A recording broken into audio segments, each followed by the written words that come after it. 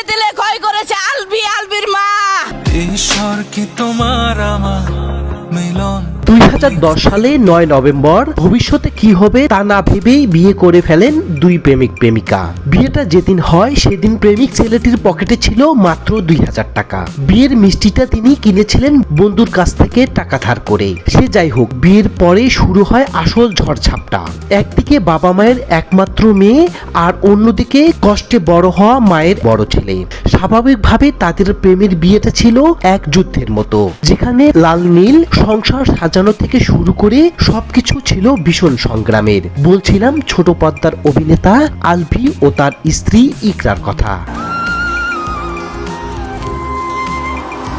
Engineering এর মতো sector ছেড়ে বিয়ের পর আলভি শুরু করেন অভিনেতা হওয়ার সংগ্রাম। আর অন্যদিকে ইকরা তখনও পুরান ঢাকা থেকে প্রতিদিন 5 ঘন্টা জার্নি করে যান বিশ্ববিদ্যালয়ে। ইকরা জাহাঙ্গীরনগরের মেয়ে। ছোটবেলা থেকে তিনি পড়াশোনায় ভালো ছিলেন। পুরান ঢাকা থেকে প্রতিদিন বিশ্ববিদ্যালয়ে যেতে তার ভীষণ কষ্ট হতো, কিন্তু তাতে কি, সংসারটা টিকে রাখতে হলে গ্রাজুয়েশন শেষ করতে হবে।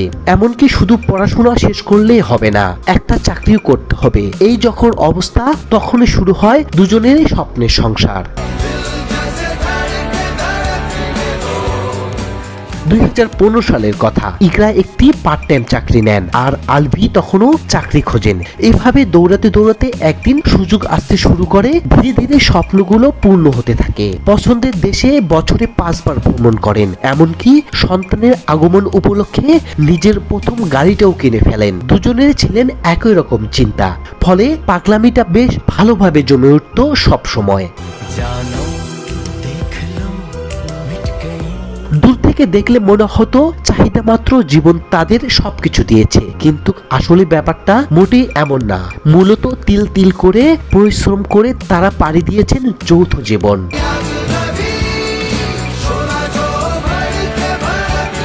কিন্তু হঠাৎ কেন যেন সবকিছু এলোমেলো হয়ে গেল।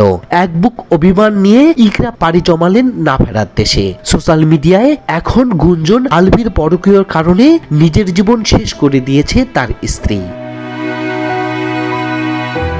সোশ্যাল মিডিয়ায় ইকরাকে যেভাবে দেখা যেত তাতে দেখে মনে হতো না তিনি আত্মহত্যা করতে পারেন। কিন্তু কি আশ্চর্য, পুলিশের দেওয়া প্রাথমিক তদন্তে রিপোর্ট অনুযায়ী তিনি নিজের জীবন নিজেই কেড়ে নিয়েছেন। অথচ শুক্রবার যখন ভূমিকম্প হলো, তখন ইকরা লিখেছিলেন ভূমিকম্পের সময়ও তিনি একদম শান্ত ছিলেন। তার রিজিক রাস্তায় থাকলেও তিনি ঘরে ছিলেন। মনে হচ্ছিল যাই হোক না কেন তার সন্তান নিরাপদে আছে।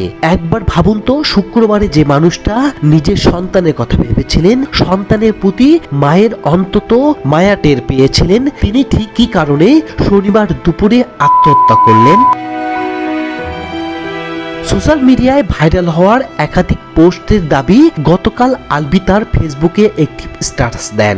সেখানে তিনি লেখেন, ভুল করলে মাপ মেলে কিন্তু মুক্তি মেলে না। তারপর তার স্ত্রী সেখানে কমেন্ট করে অভিনন্দন। ভুল করলে মাপও মেলে না, মুক্তিও মেলে না, ভুল স্বীকার করতে পারলে আমিন। প্রশ্ন হলো, কি ভুল স্বীকার করেছিলেন আলভি, আর কি ইঙ্গিতে বা দিয়েছিলেন তার স্ত্রী?